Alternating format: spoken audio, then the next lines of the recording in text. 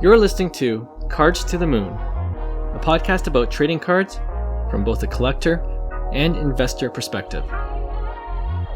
We hope you'll stick around for the ride as we take a deep dive into the state of the hobby, share some hot takes, hopefully some useful advice, and fun stories along the way. Hey guys, welcome back to another episode of Cards to the Moon. This is episode 332, and my name is Clark from 5cardguys.com, and you can also find me at 5cardguys on Instagram, YouTube, and on Facebook. Hosting with me today is Will and Roy, so we'll be talking Pokemon cards, WWE cards, and sports cards as well, of course. All right, off the top, last week, if you missed that episode, Hyung, John, and I, we talked about Snype and how they had some major technical glitches, but apparently that was the least of their worries, because after that recording, we found out that Rick Probstein, well, he's now back on eBay after deciding to shut down Snype indefinitely. Now, there's also been allegations as well by some hobby insiders. They've accused Snype's flawed technology of exposing user information and said Probstein's personal account bid on thousands of items on Snype. Now, just to be clear, these are just allegations, and as of this recording, because things can change in a week, Probstein has not addressed any of them. So now that I have Will and Roy, I want to ask you guys, and to chime in on this controversy.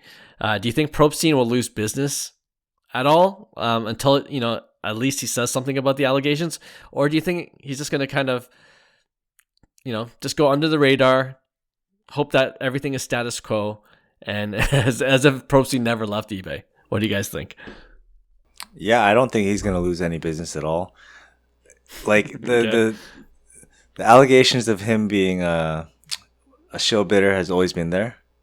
And if you're selling your card, you submit to Probstein because he has good rates and he gets you the highest dollar. Yep. And as a buyer on eBay, you don't really look at it. For the most part, they don't look at the Probstein or who the seller is for the most part, right? They just see, oh, he's got a lot of feedback. I'm just gonna bid because that's the card I want. So I don't think he's gonna lose any business on that front. But yeah, the allegations have been there as him or his business being shill bidders ever since even I started the hobby. So okay, yeah, even when he was on eBay the first time. Yeah, exactly. What do you think, Will? Yeah, I mean, shill bidding, I loved the episode last week where you, John, and Young were talking, and shill bidding's just always been part of the equation in the hobby. Doesn't matter when or how or all that. There's always been rumors of shill bidding, and then the last few weeks we've been seeing a lot of big people in the hobby space saying the quiet part out loud. Right. You guys, I thought it was so hilarious when Young was like, what is defensive and offensive shill bidding? Yeah. And it's just like, it's always been around. There's always been rumors of it being around. And now these big hobby heads are saying that they've been doing it. And as you start digging into like different auction houses, you see that they're depending on state to state, they're allowed to pump auctions to whatever amount they want without disclosing that. There's always this shady side to the hobby. And I mean, like, if you remember, PWCC, they left eBay in 2021, and there were rumors swirling around. eBay, it was a bad divorce, and eBay was like slinging some mud, saying like, "Oh, we didn't want PWCC because they're shill bidders," and PWCC's like, "Well, we didn't want you because we can do it on our own." And look what happened to PWCC. Like, shortly after, they got bought out by Fanatics, became Fanatics Collect. It's like this great story of success for them, and that shill bidding rumor or dirt, it didn't stick to them. And I think it's going to be the same with Probstein. Like, he's going to come back to eBay. He's going to offer the same percentages that he did. So he's going to be making the same amount of money. Yeah. He probably could have squeezed a few extra dollars running his own auction house. But yeah, like when I look at it, it's like, man, the headache is not worth it. Like you have to have so much infrastructure and staff and just like all of this stuff. And it's like, what's the point? Like you're going to make a couple extra percentage points, but you know, eBay already has it all figured out. You've got the largest database of users and buyers already there. I'm sure there's a lot of stuff on the back end that we're not privy to, where eBay and consigners are probably always struggling and fighting over percentage points and who gets what percentage of the cut and all that kind of stuff. Yeah. But Probstein's going back to eBay, and he's just going to keep making the same amount of money that he always did because, like Roy said, now that those auctions are back on eBay, I'm not really looking for a Probstein auction. I'm looking for a Juan Soto or an Acuna, and if it happens to be his auction house or his consignment, I'm not steering away as long as the price is good. Right. Yeah, so it's the same old thing, just rebranded and circled around. The only thing is Probstein has some egg on his face, a little bit of embarrassment because you know, these other consigners like PWCC, Golden, like they've all struck out on their own and become very successful, and Probstein's kind of crawling back to eBay. You know, it's kind of like he has to move back into his parents' house or something like that. Yeah, all I'm hearing, guys, is as a hobby, we have no spine because we'll just buy a Probstein auction if it's a good price, you know. And I've bought a Probstein, you know, I've won Probstein auctions before, and I'm kind of conflicted. I'm like, have I been shill bid? Did I pay more than I should have? Oh, I feel like I definitely have, looking back. And the one time I did buy off Probstein, I bought 2 cards, and he only shipped one of them.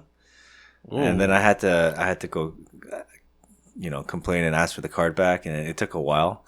I eventually got it back, but yeah, that's interesting. Yeah. I definitely played more than I should have. That's for sure. Oh, I mean, yeah, I think we're all resigned to the fact that probably nothing will happen. Even Mike Giuseppe, the guy from Sports Card Nonsense, was saying, you know, he's back. Hopefully people can remember what he's accused of doing, but then at the same time, he doesn't believe himself what he's saying. I don't think, you know, it's like people are just going to go buy Probstein, bid on Probstein auctions anyway, now that he's back on eBay. So I don't know. I mean, I will say though, like, I don't care if Probstein wins or loses or how much he lost. I think in the end, this is kind of a win for the hobby and for purchasers, for buyers, because the more different platforms there are, the more frustrating it is, the harder it is to research.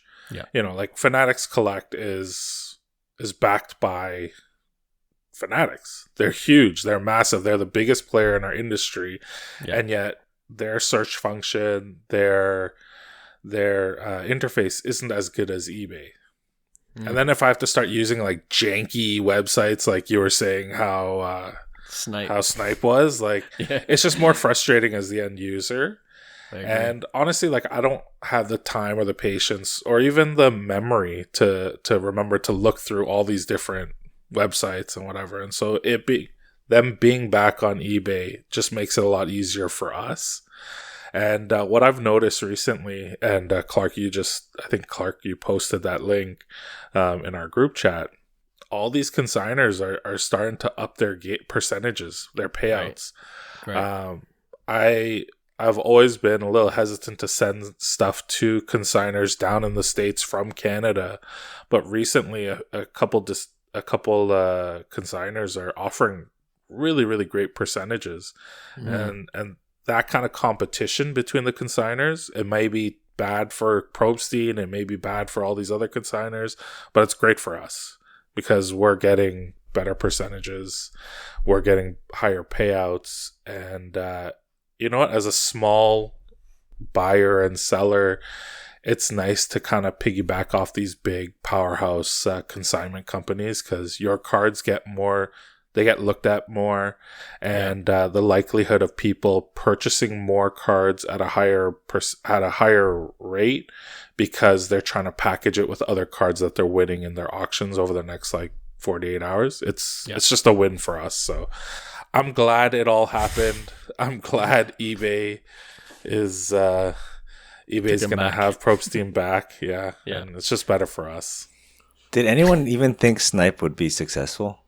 Like when I heard that news, I didn't even know Snype happened. Hey, I think I said it in a previous pod. You always hope for new competition to be somewhat successful, because competition is always good. But I mean, when I first saw the Snype beta site, I'm like, it's like an intern did it. You know what I mean? That's what I said last week. Yeah. And I don't know. I wasn't confident after actually seeing what it looked like. But yeah, I mean, eBay's just been so good. Like I was asking Will the other day, like how the buying experience or bidding experience with Fanatics is. Right. And, he told me his opinion. But the one thing I don't like is if you like or favorite or follow a card, you don't get notified like 14 minutes or like right before the bid ends. Right. Yeah. So then you just totally forget about it, and I'm like, oh shoot, the auction's over. I guess I'm not buying this card. Where eBay, you always get that 14-minute reminder. You're like, okay, for the next, That's true. Right? Yeah. Like I have to ignore my kids for the next 20 minutes. I get notifications of listings I just perused. I didn't even star. They're like, hey, we saw you see this for 2 seconds. Are you still interested? Like eBay's good. Yeah. Mm-hmm. I mean, all the other platforms could definitely learn from eBay, but that is definitely true. And like you have like that extended bidding, so like it may not be 20 minutes; it could be an hour.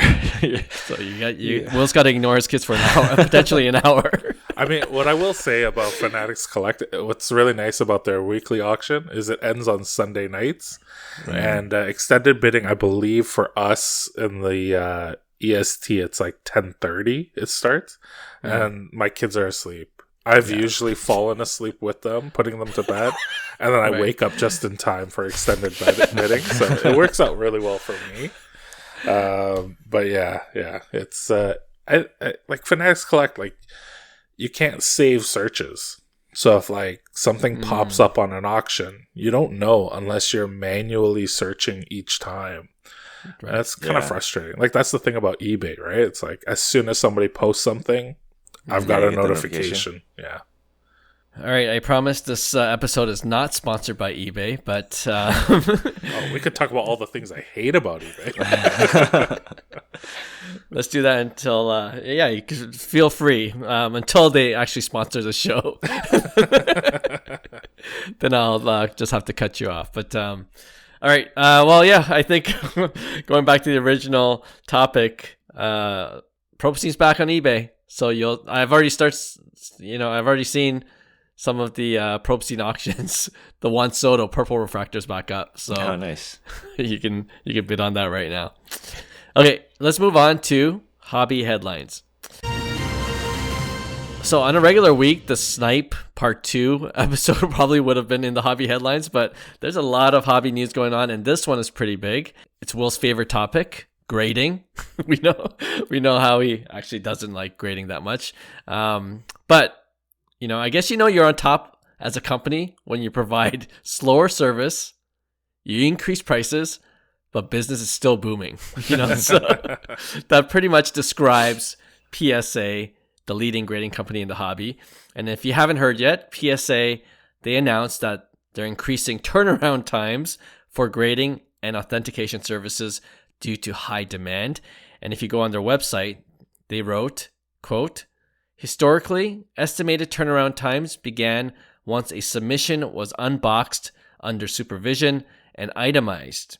Going forward, they will begin the moment your order arrives at a PSA facility, end quote. So I guess that's to say the turnaround time starts earlier because they start right when they get the package in their facility. Mm-hmm. That said, new estimated turnaround times four, and I won't go through all of them, but the main ones: TCG bulk and value bulk, which is, if you're using bulk service, this is probably the service you're using. It goes from 65 business days to 95 business days. So that's a big jump. If you use a regular service, it goes from 15 business days to 20 business days. Their express goes from 10 to 15 business days. And then you got your super express, walkthrough, and premium. They all go from 5 business days to 7 business days. It's kind of funny when I see the walkthrough. Yeah, how does walkthrough? You got to sleep there for a week, and then you get at the end of your that 1 week period. So my question for you guys: can PSA just continue to do what they want, and we'll just continue to go to them, or do you think this is the beginning of something where collectors might actually consider other grading companies for a change? What do you think? I mean, realistically, they're just rephrasing what's already happening. Like the 65 business days, it was just 95 business days, right? Like I've submitted cards and it's taken about 5 months. I don't think it's ever really taken 3 months before. Right. So they're just making sure that people are aware that it's going to take about 5 months to get your cards back. And so they're saying 95 days is when you're going to get your cards back, whereas people still submit not knowing or not thinking that they're actually going to get their cards back within 65 business days. So they're just making it more, I guess, transparent, or whatever the word is. Sure. Realistic, I guess, to the submitters. But that's what's been going on for the past few years. It's been taking 4 or 5 months every single time. The difference is they're just taking our hope away that it's actually going to be 65 business days. They're like, straight up, it's going to be 95 business days. That's how it's always been. Seems like that's their messaging. Yeah. And I mean, like, if they say 95, then they say they're going to increase from 65 to 95, and then that 5 months is actually like 7 months, then we're being kind of tricked and fooled, right? Right. But I feel like because there's a lot of newcomers coming in, they're just putting a realistic timeline of when you submit your cards. I don't know. That's what I feel. Okay. Will has a very disappointed face right now. I was, we were talking about it in our chat group where I was planning on submitting a bunch of cards to PSA. Now that PSA Canada has an office here. Yeah. I was a little bit excited. I was prepping some cards.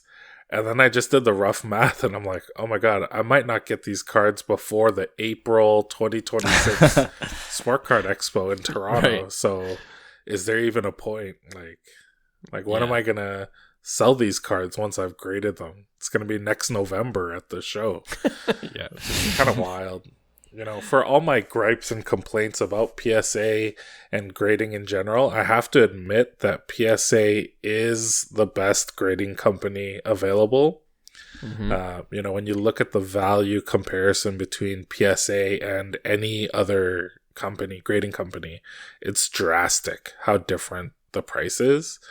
But this is a problem that we in the hobby have helped create.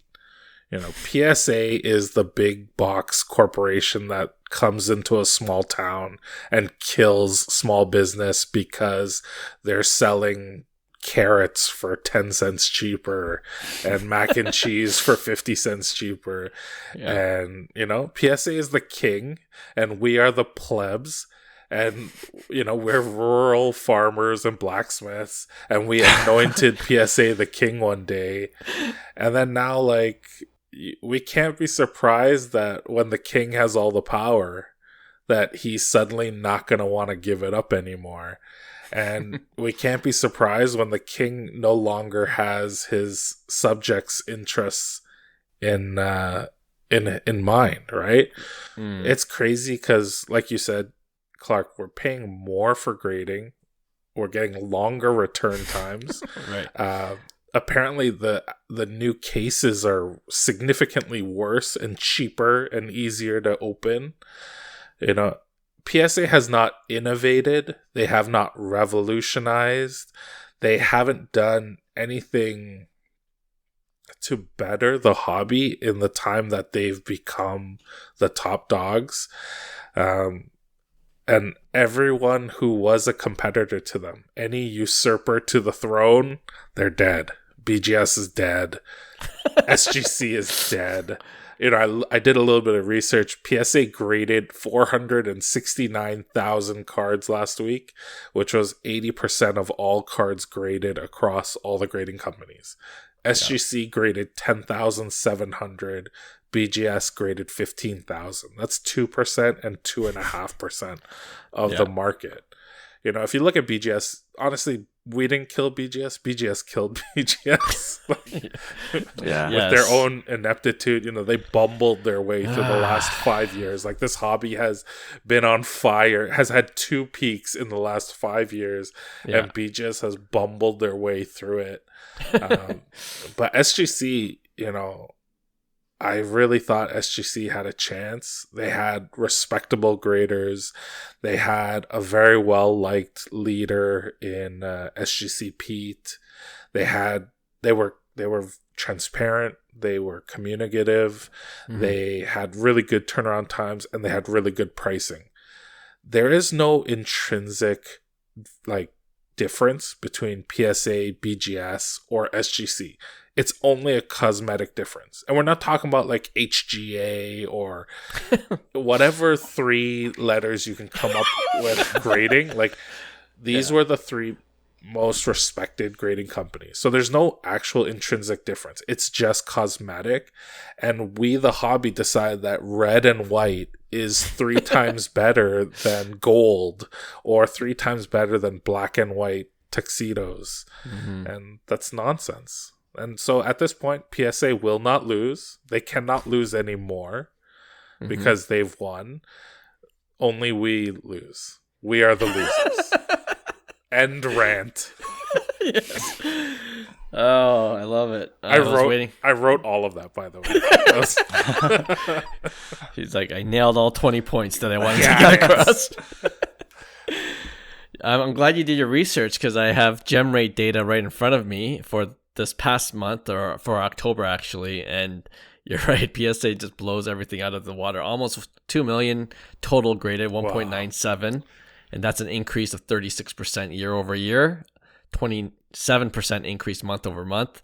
The next closest is CGC, probably because of the TCG market. That's at 530,000. Then you got Beckett at 93,000, which actually saw a slight bump compared to last year. And then Tag is now in the top 5.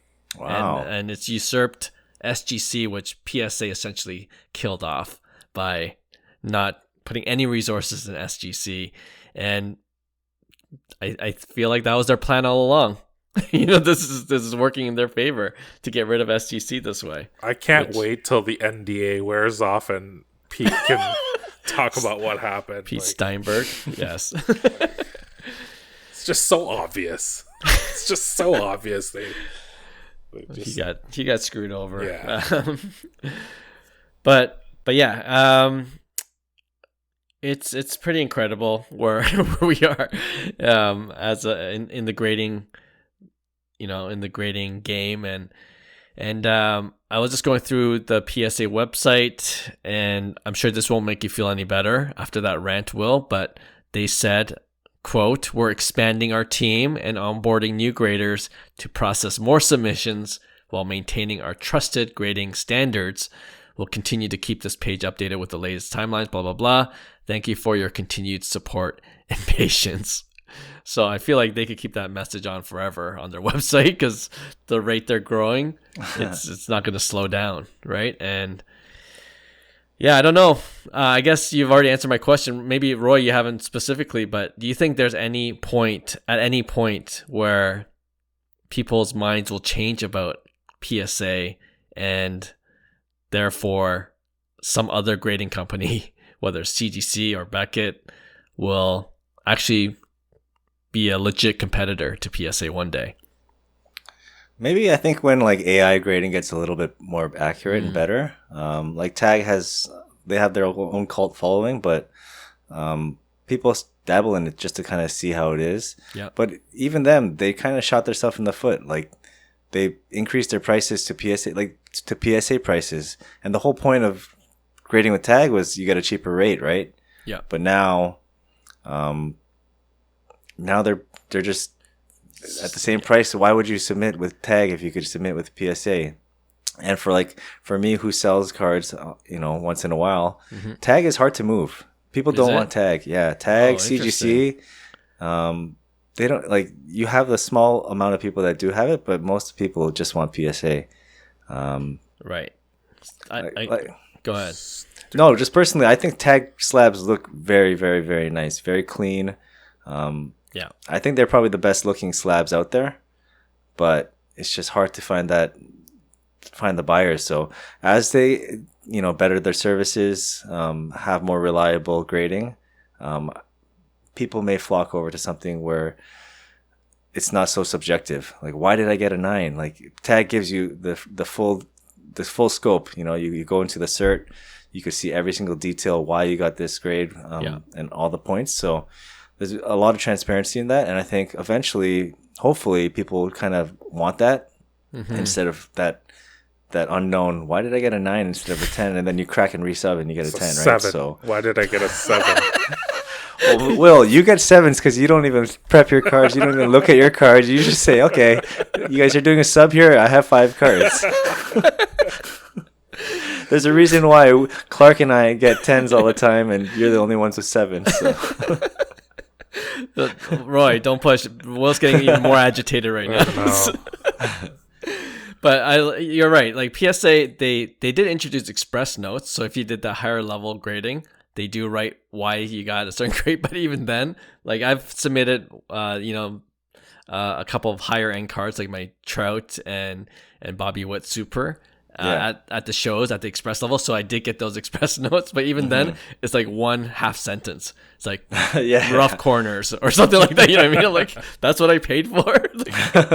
Bullet notes. Yeah, bullet notes. It's ridiculous. So even they don't need to put more than that. Really, they're just I don't know. At some point, I think the only reason for PSA to change is if there is a legit competitor, which it doesn't seem like right now. And the reason why I believe that there is no competition is because, Will, you're alluding to it. For some reason, us as a hobby decided that PSA graded cards are 3, 4, 5x the value, of BGS 9.5 or and BGS 10 and Black Labels obviously are different categories, but those are super hard to get. So until we see the values of PSA 10s to like CGC 10 or BGS 9.5 narrowing, why would you go to another grader? You want maximum value for your cards. Yeah. Which makes no sense. Makes no sense at all. Yeah. Well, when this podcast starts to get big, we can start promoting other grading companies, see if that influences other people to come to. But we're talking about tag. Tag uses AI, right? Right? Mm-hmm. Yeah. Yeah, that's innovative.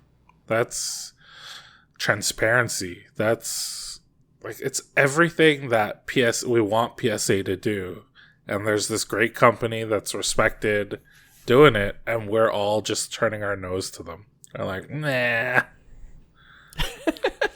But who knows? Maybe in a bear market where people aren't making their ROI by just submitting to PSA and selling them right away, once things kind of settle down, maybe more collectors will kind of shift over to an AI grading service or something like that where the margin kind of slims in terms of ROI.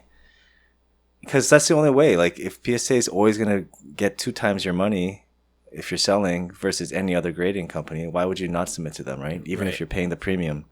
I think what they have to do is just drop their cost. Just be like, hey, $10 to grade, send everything, no upcharge. Like another grading company. Oh no, tag. What tag needs to do. Tag. Okay, yeah, they went the opposite way. Yeah, they're like, they're like, no, we're going more expensive than PSA. No, you're not doing it right. Look how amazing our slabs look. Yeah, it's worth the $40 per card. Yeah. I mean, this is conspiracy, okay? I have a conspiracy. I think PSA already has that technology ready. The AI is why would you do it if you don't need to? Do you know what I mean? Like, you know, until they're like, oh shoot, tag is really gaining market share. All right, let's implement our AI technology we've been holding off. You know, that could easily happen. Guess what? PSA starts to dominate again because they could handle more volume. I have an even better conspiracy theory. I like it. Let's go down this rabbit hole. Growing up in high school, we'd go to this Chinese food court in this like rundown, mall, and there'd be 7 different kiosks or 7 different vendors. Yeah, and it's kind of like in Mississauga where we grew up. It's kind of a rite of passage. You pick your stall and you stick with them forever. Like I was a lemongrass kitchen guy, and my friends were like happy Chinese food guys. One day, like years down the road, one of the workers from Lemongrass walked over to the other booth and started working there. And then kitchen staff were running between both restaurants. And then we found out that out of the 7 different kiosks, 4 of them were owned by the same people. So it was just this illusion of choice that we were given. It didn't matter which one you picked because you're giving your money to the same people. That's I don't know if that's a conspiracy. I think that's like a well-known practice from like really? big conglomerates. You know what I mean? You find out that their head company is the same, the same owner, and they just have different branding. I guess, right? So. I was just surprised that they were doing it in a Chinese food court. Well, I'm like Banana Republic, Gap, and Old Navy. It's like, oh, you know what? I'm a Old Navy loyalist, and then you're like, oh shoot, what? Gap is owned by the same company. I think it's just to capture more of the market. You just try to, create false competition. or you appeal to different segments of society through different branding. So who's the Old Navy of grading? I'm going with them. $2 boxer briefs. That's the one. I feel like it used to be SGC. I think Old Navy was SGC was the Old Navy, and BR is PSA. Obviously, this analogy's not working. It's falling apart.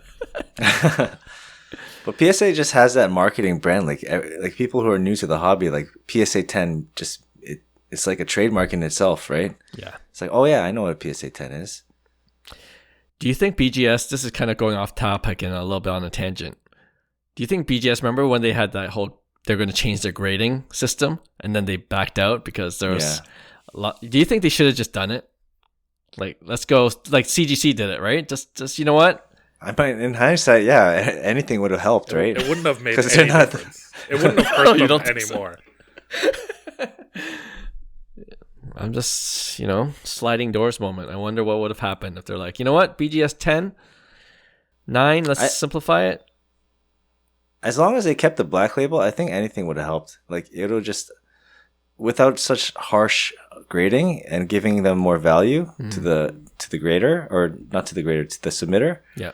Like, it gives them more money in their pocket, and then they'd want to submit more, right? So it could have definitely helped. Like, it helped CGC, I feel. Right, they had the very similar grading system as like BGS. They had their perfect, but they just transitioned to like a pristine, but also like just a regular gem mint 10. Yeah.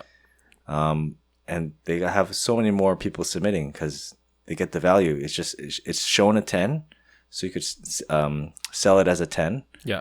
And it brings a little bit more money to the pocket. Right? Yeah, and if you had the old labels, they were going to let you transfer it over to the new labels. Right. That's what BGS should have done. I mean, BGS, if they took all their 9.5s, made them 10s, they made what's the next level where it's BGS pristine? 10? Yeah, BGS 10. Make that a BGS 10 plus, and then make the black label BGS 10 plus plus, or a BGS 11. And you're like, oh my god, it's got 11 out of 10. It's amazing. Let's start our own grading company. We'll use that scale. The first ever 11. Yeah. I think I went to this. We all went to Sport Card Expo, and I overheard like the Beckett has just bigger problems. They had the volume that they do, like nowhere near what PSA is grading, but they're just still taking just as long as PSA to get the grade the cards returned. So if they doubled their volume, what would happen? It'll be like COVID. Like I literally waited for a year and a half to get one of my BGS cards back. Like I'm not even exaggerating. Man. And it was my Trae Young, and then by that time the value tanked so hard that I'm like, oh, this is ridiculous. So yeah, going back to Expo, they have the GCR service, and they stopped it on the first day. Like on Thursday, they stopped taking submissions. It's like, this is the biggest show in Canada. Like bring more staff and allow them to have more service. They would have made so much more money, right? They didn't even stop it in the first day. They stopped it in the first 2 hours of the first day, which was just for the... That's embarrassing. For the vendors. Right. Yeah. Well, actually on Wednesday, the vendors could have submitted it on Wednesday. Yeah. So I think they stopped taking it on Thursday, so no one was able to get GCR grading. Yeah, and so if you're just a regular attendant to this expo, you should be pissed.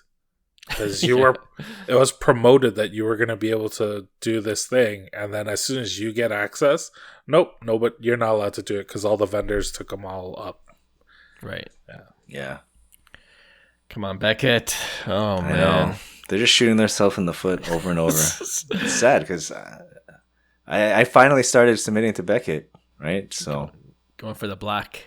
Yeah, black going label. for the black label. Yeah. It's like we're just begging Beckett to just be passable. I don't understand.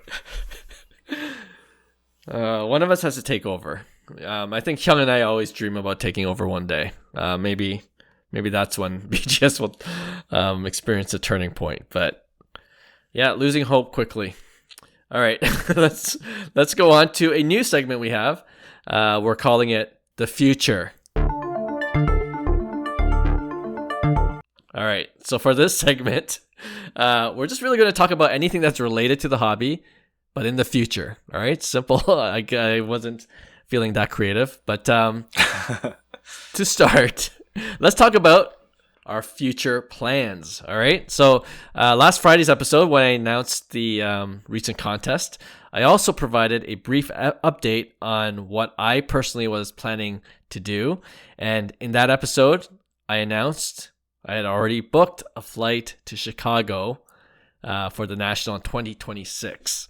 So, Will, Roy, let me ask you guys, what do you guys have planned for 2026? And Will, I'm going to start with you because you have an announcement to make as well, right? Yes. My announcement is that my beautiful and kind and incredibly generous wife, mother of our 2 children, she has signed my permission slip, and I am going to the National in 2026. Yes. Clark, I'm going to go there with you. Let's do it. I'm so excited. I've already got my Marriott points ready.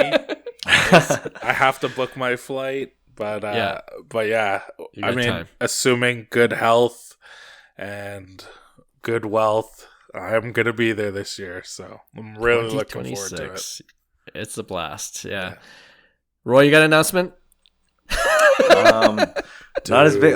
Maybe I'll join you guys, but yeah, like it seems like we're kind of heading into like a bear market for Pokemon, so it's time to buy. Hopefully that Mario Pikachu goes down. It hasn't really been doing so, but hopefully it does, to the point where I could kind of come in to a price point where I'm comfortable and then pick that up for my PC.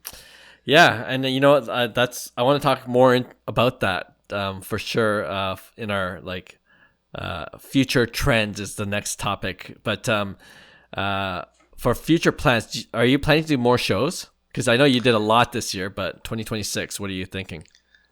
Yeah, it's hard. Like now that it's the winter, hockey season started, so my son's, especially on weekends, is pretty packed with hockey. Yeah.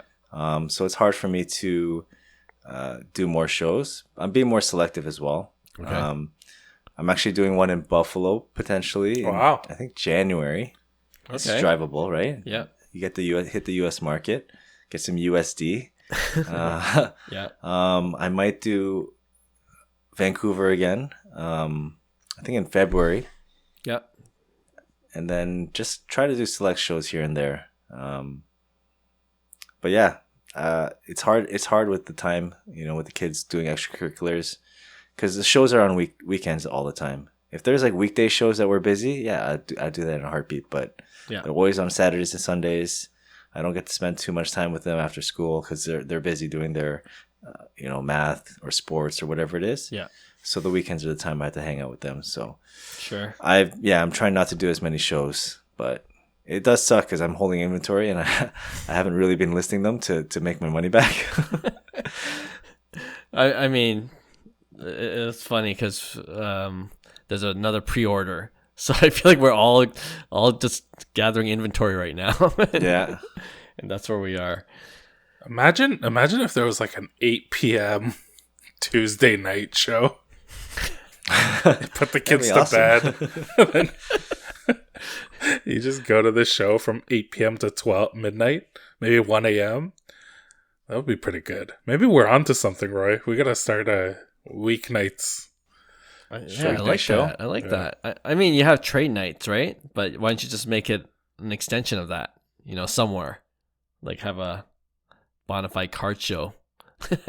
And I'm sure there's always breaks online, so it's not out of the ordinary that we were into cards at nighttime. So I think that's a good idea. No big shows for you, Roy? I mean, Will and I, we just announced the National, but any of the bigger shows you're interested in going to? West Coast Card Show, I heard that's actually banging. I wouldn't mind going to that. I have some friends that may vendor there, so depending on when it is, I might try to tag along. We'll see. But I don't want to commit to anything yet. You know what I saw for 2026, the dates of Fanatics Fest? Yeah. I think there's also a West Card Show and there's a Dallas Card Show that same time. Yeah. It's a busy, just like, wow, like these shows are that big that it's the Super Bowl too, isn't it? That same weekend? No, I'm thinking of the one in like July. Well, they have a lot, right? I think West Coast and Dallas. West Coast is in August, like a couple weeks after. Because I'm thinking of going to that one as well. No, but they have like multiple dates from what I saw on their website. Dallas for sure. But we talked about this previously on the pod, but Fanatics Fest is coinciding with the World Cup Finals, which is why World Cup Finals, not Super Bowl World Cup. Which is why they're doing it in July. So that's going to be pretty insane. And which is why I'm probably not going to Fanatics Fest. Just you're competing against soccer fans around the world at that point in terms of hotels and just transportation. Yeah, it's going to be too crazy.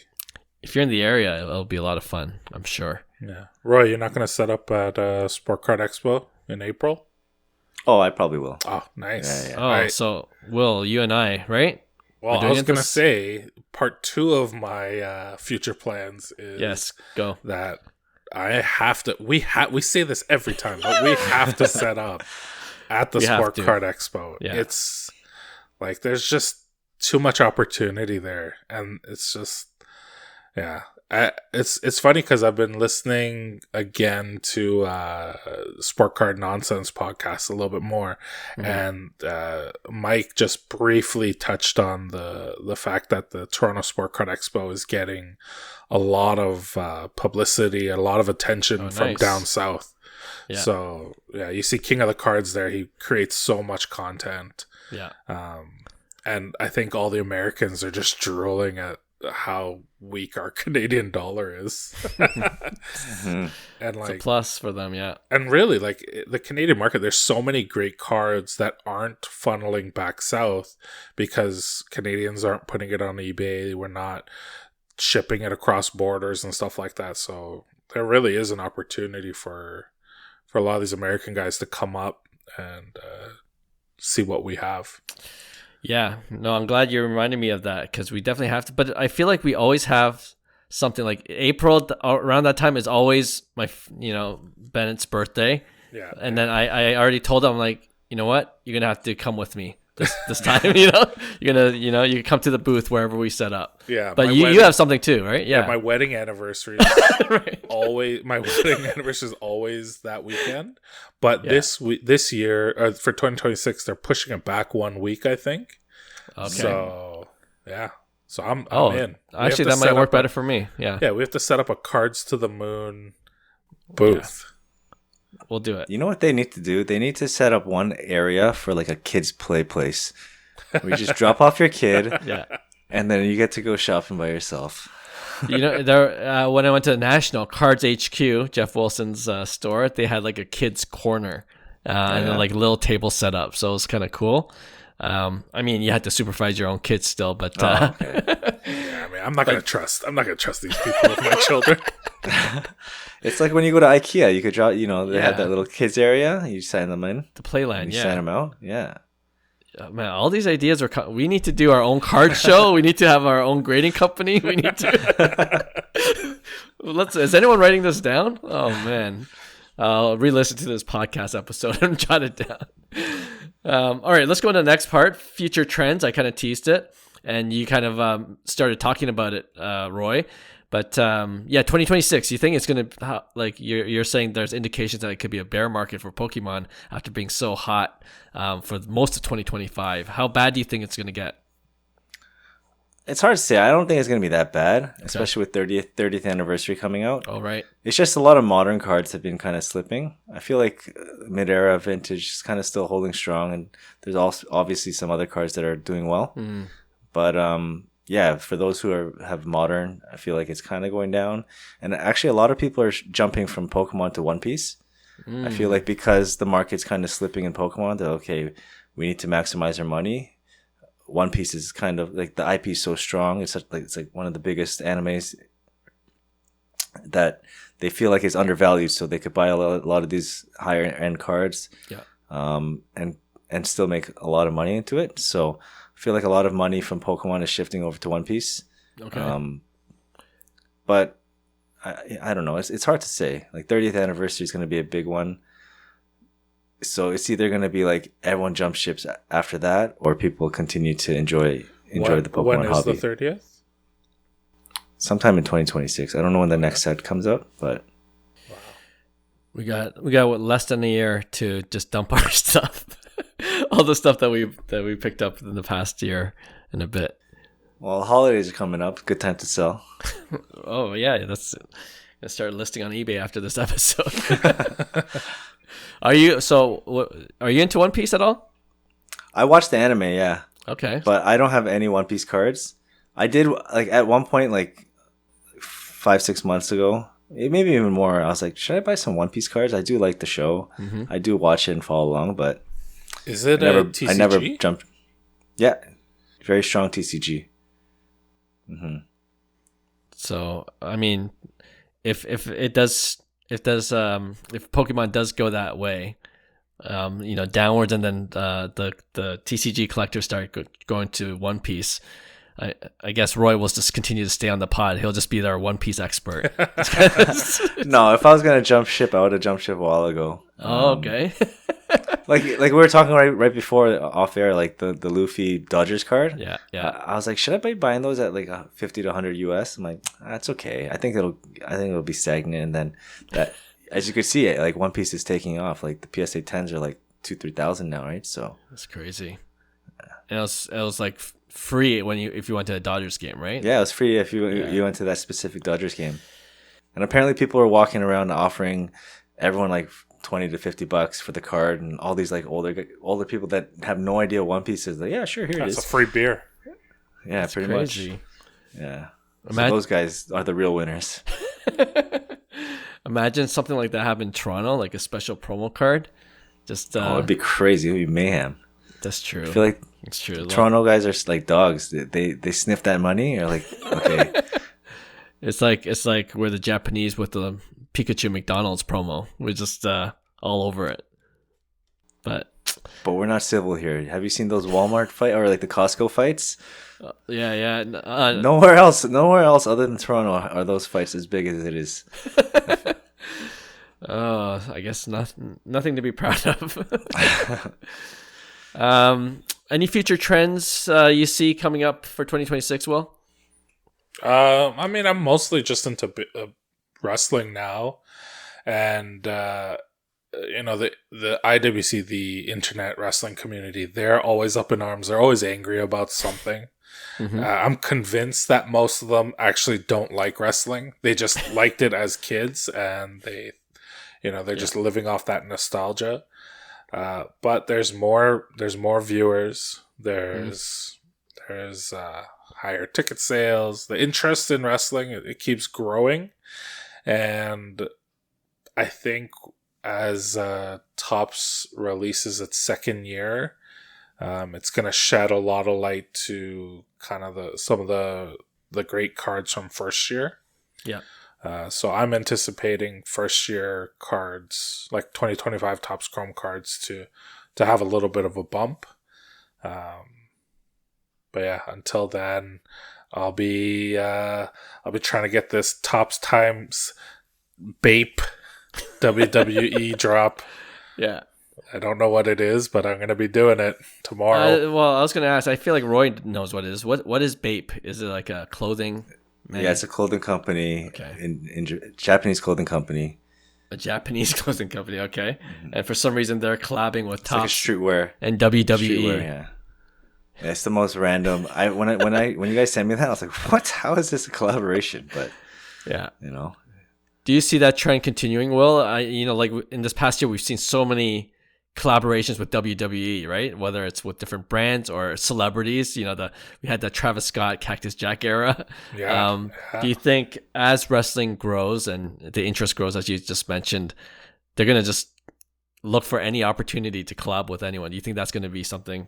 Yeah, that WWE would do? The thing that WWE is so great at is its marketing and its complete lack of any shame. Like they will whore themselves out to any. They need to collaborate with Beckett. Get their marketing up. They don't collaborate with losers, just PSA. But yeah, like the thing about wrestling is, if you look at the celebrities who love wrestling, like they're big people. Like I know there's a podcast with Cody Rhodes, the current champ, and I haven't listened to it yet. I'll probably listen to it tomorrow, but I believe Chalamet's on it, and they're just talking for like an hour.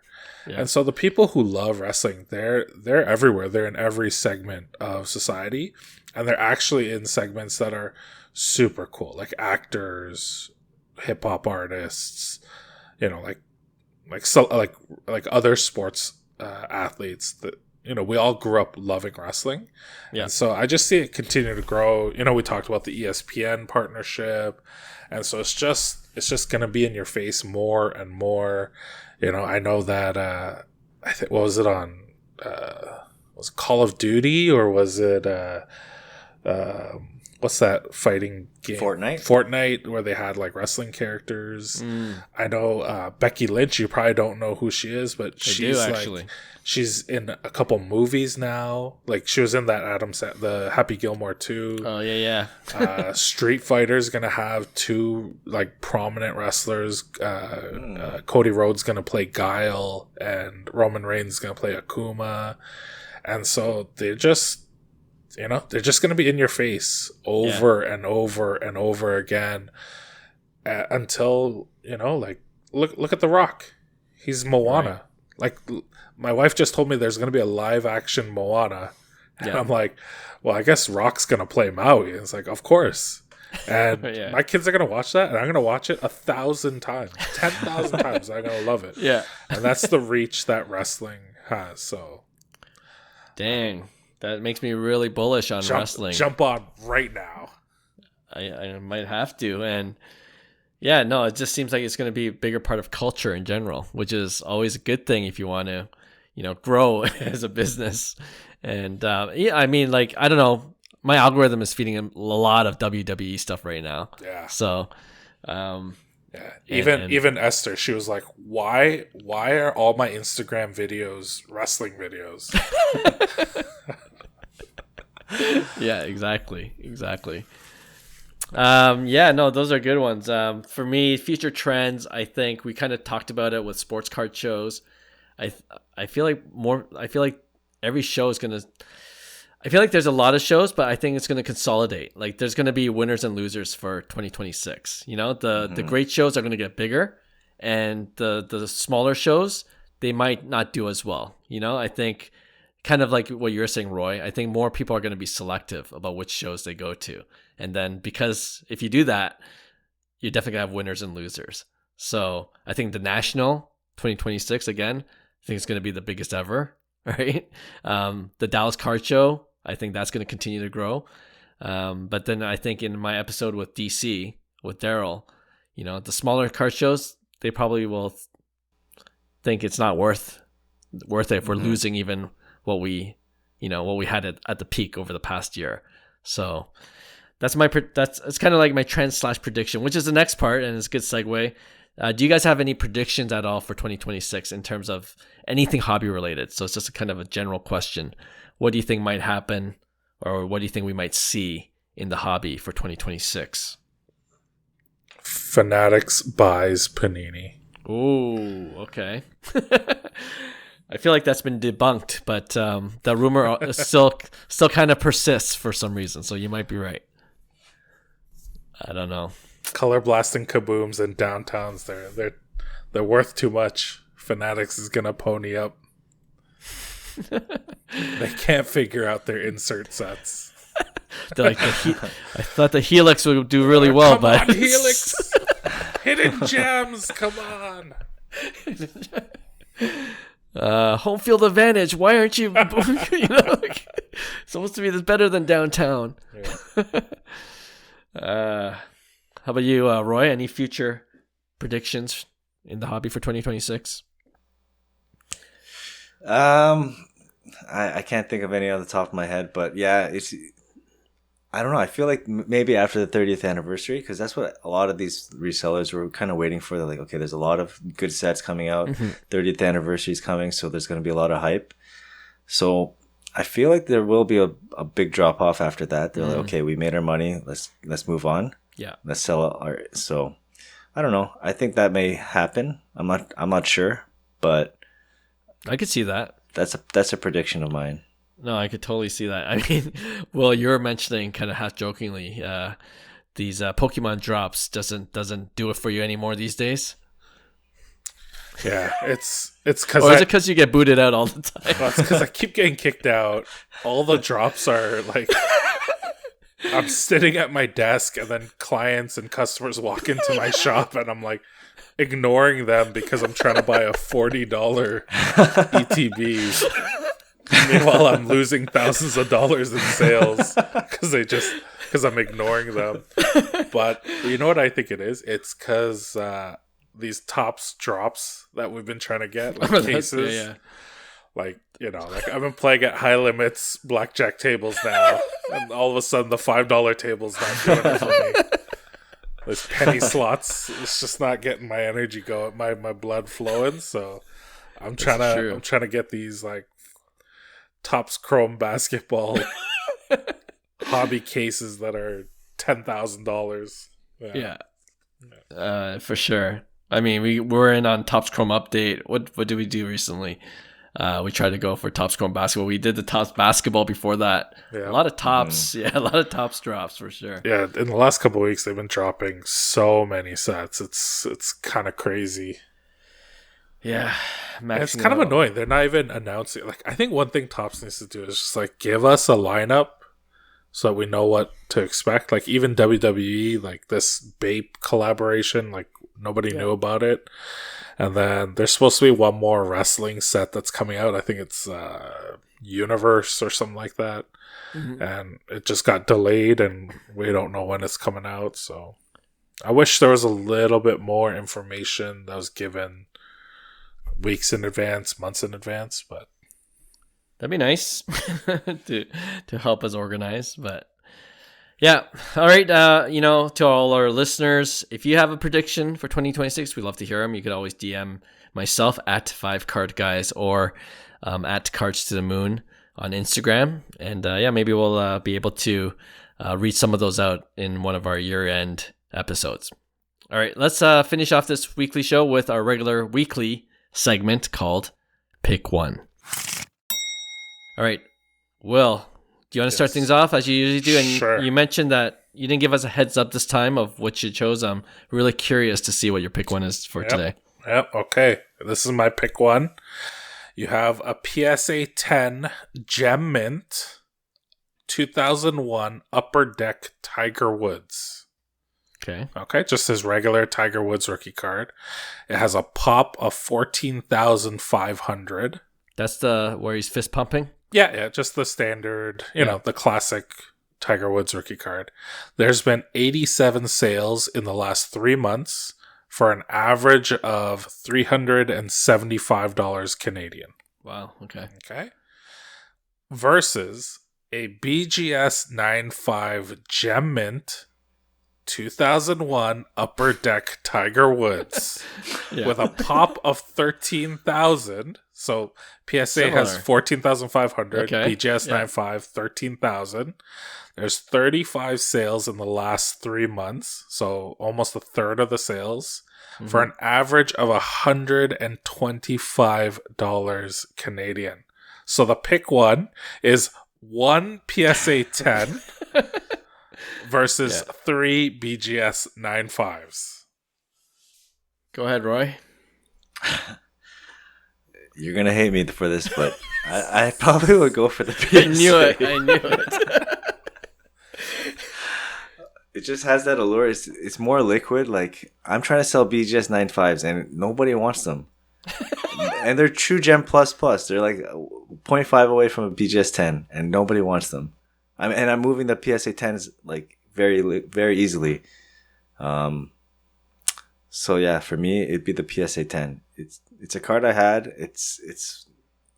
I don't like BGS slabs really to begin with. They're too big and they're too sharp. And I actually don't like the gold label. Really? The metal label, yeah. I like but it. That's just me. I'm pretty new to the hobby. I got in it like 2020. So yeah, I don't know. BGS is just too hard to move. So I just go PSA. But I do want that card. I might pick it up. It's $375. That's $125. Nah, $375.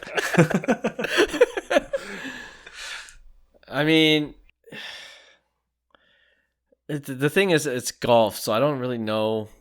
Like, if it was baseball, I feel like, I don't know why, but baseball, BGS just go hand in hand. And I think I would just, automatically go with baseball because, I'm more likely to hold longer. Whereas if I had a golf card, I'm not a golf card collector, so I would probably want to move it at some point. And what would give me the best ROI? So I can't believe this, but I'm going PSA 10 as well. Let's go. Because I have, like Roy was saying, I do believe him when he says those BGS 95s will be harder to move. And you mentioned only a third of the sales versus 3x the sales for PSA. Yep. Triple the sales and triple the price.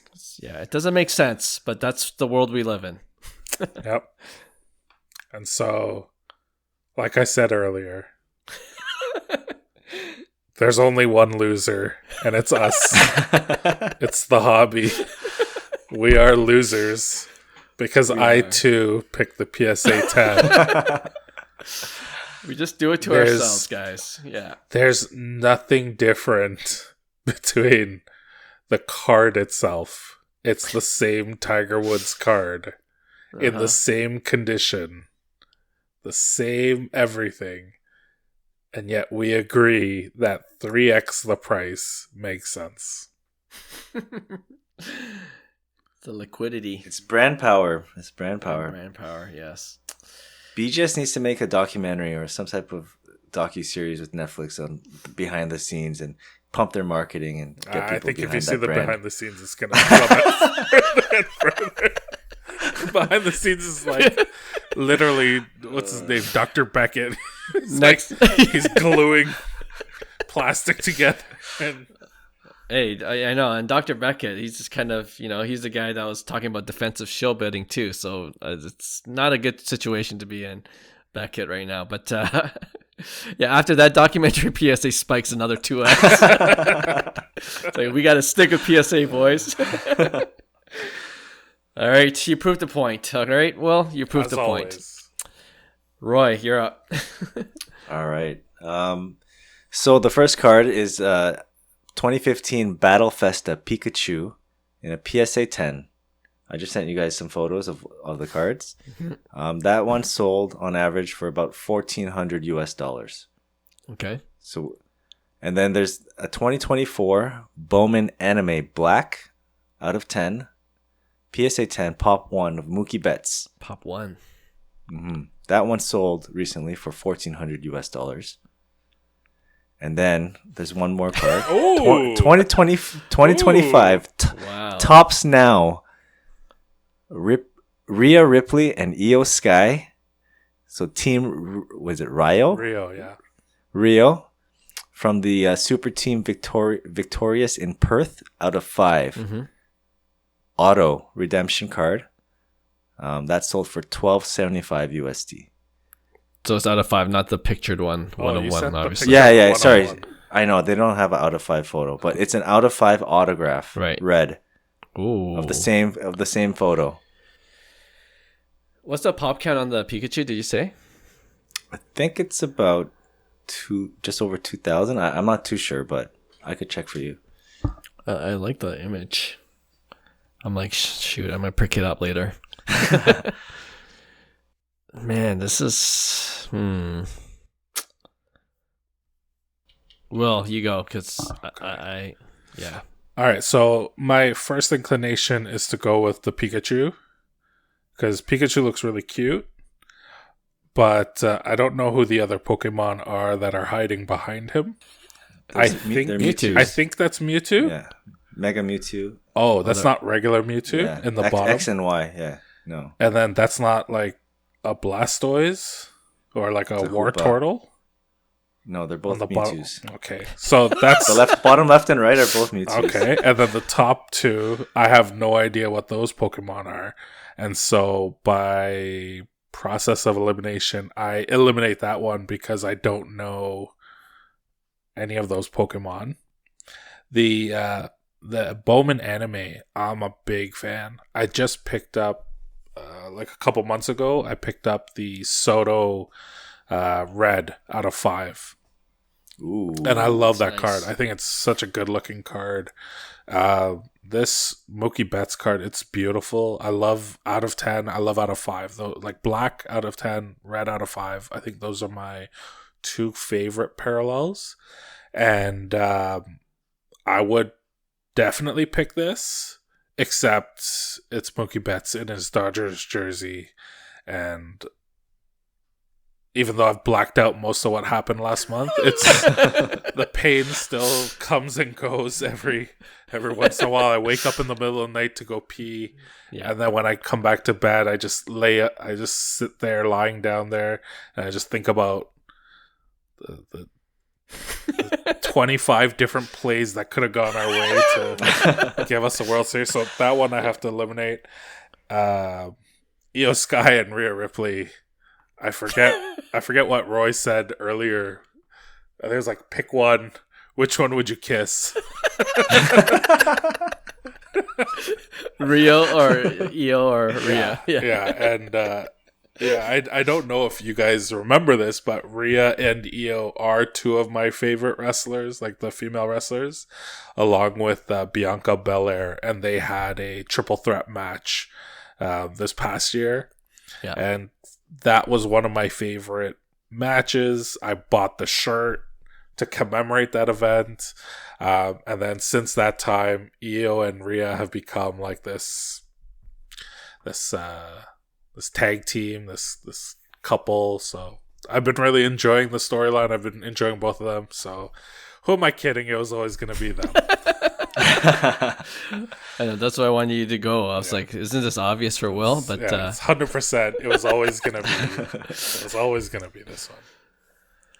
Yeah. And back to the pop count for the Pikachu is 1933, so just under 2K. Okay. Mm-hmm. It's so funny you mentioned that about Mookie Betts. For those reasons, he's disqualified from this pick one. Yeah, I have a Yamamoto home field advantage. I'm actively looking to sell right now. So, I don't want it. It's it's on my desk. I'm like, shit, get it graded so I could get max value. That's my revenge on the Dodgers. You know what? The first auto I ever ripped when I came back to the hobby, it was a Bowman Mega Box.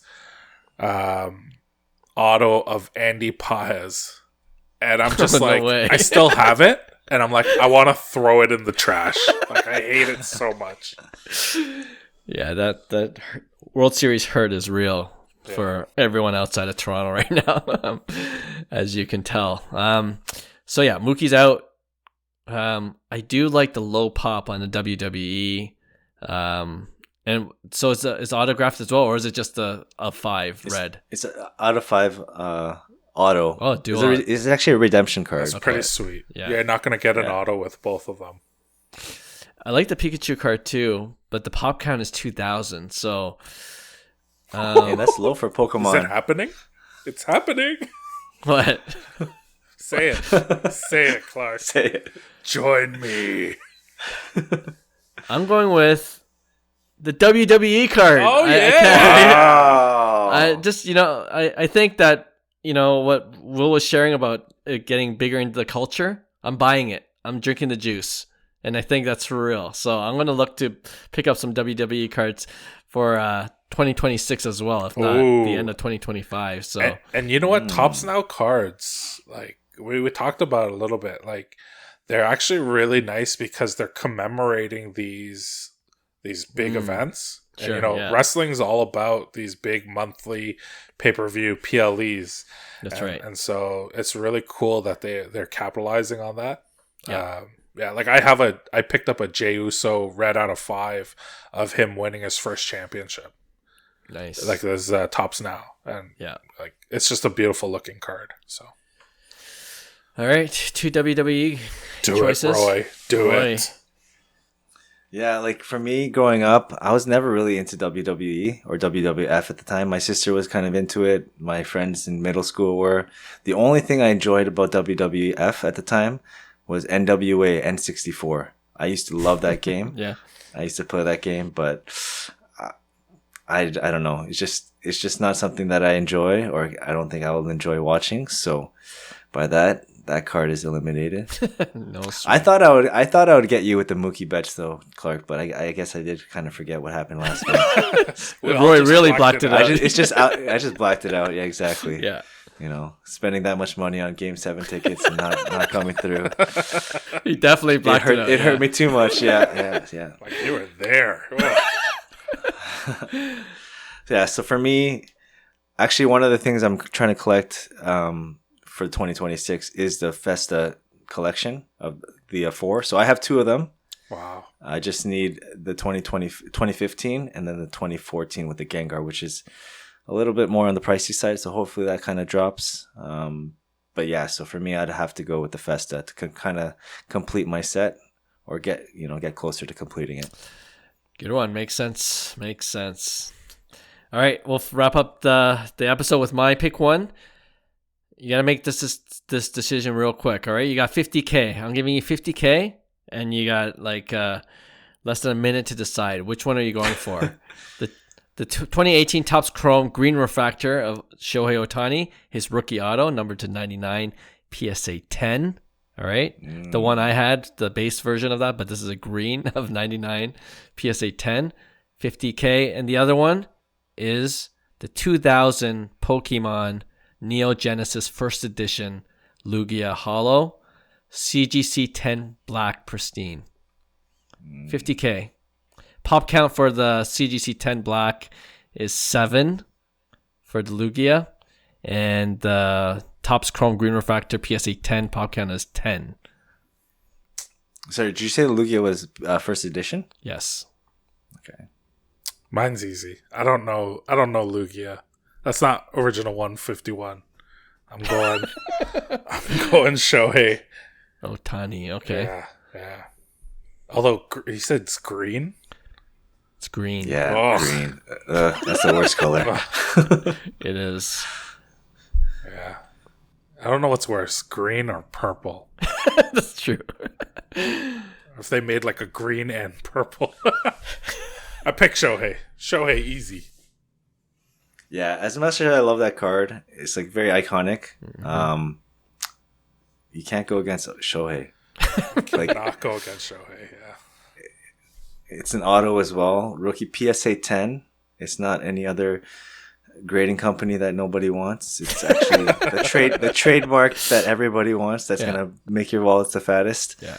It's the PSA 10. So I'm gonna have to go Shohei as well. But that card is very, very, very hard to grade. That Lugia. The Lugia, yeah. Mm-hmm. Yeah, I just did a quick filter of last month's sales, and this one popped up for 50K. And I thought, maybe the green will put a wrench, but I guess the Ohtani factor is too much. And Yeah, you could have it pink. You could have it rainbow. It As could long be as it's sepia. Ohtani with an auto It could be rookie. sepia, and I'll still buy it. it could be a negative refractor Yeah, where you it could don't be see a the ne- face. Yeah. As long as it's numbered to something. Yeah, that's an easy one. Ohtani sweep. Yeah, it's funny. On a side note, John is looking to pick up Tatis, like a Bowman Chrome, first Bowman Chrome Tatis, and he bid on a green refractor, and we're like, oh, green, but he's like, oh, the value was too good. Sold for just over 1,100 BGS 9.5, or was it PSA 10? Might have been PSA 10 actually. Yeah, I don't think John would go for BGS 9.5. You're probably right. I think it was a PSA 10. Did he win? No, he just lost out. Yeah, but green is green, I guess. All right, another fun episode. I want to leave off with this. By the time this airs, the contest will be done. The 7 random cards. I got so many people that entered it, but more. Something I really enjoyed more than that was that a lot of people were commenting on the podcast and just how they've been listening for a long time. And shout out to you guys, Will and Roy. Your names came up a couple of times. One person said I don't even give you enough shout outs. So this is my, addressing his issue of me not giving you the flowers. So obviously, I appreciate you guys. And I'll put you on my About Us page, okay? I think that's what the guy wants. So. I do not want to be known. I was shocked when I found out that these were actually video podcasts that you put out on YouTube or on Instagram. Yeah. My brother was even more shocked. He's like, I was looking through Instagram and I saw your ugly face on my suggested videos. He doesn't know how influential you are in the hobby space, Will. It's like He's my baby brother. He doesn't care. He doesn't respect me at all. But thank you guys, and of course thanks to all our listeners and subscribers, and we'll have a brand new episode for you guys next week as we usually do. Talk to you then. Bye. Hey, thanks for listening to Cards to the Moon. We'd really appreciate you subscribing to our podcast wherever you listen to your podcasts, and you can also connect with each of us on Instagram at 5cardguys, or you can follow Hyung at Integrity Sports Cards, or John at TradeU at Recess. You can also check us out at 5cardguys.com. Thanks again, and hope to connect soon.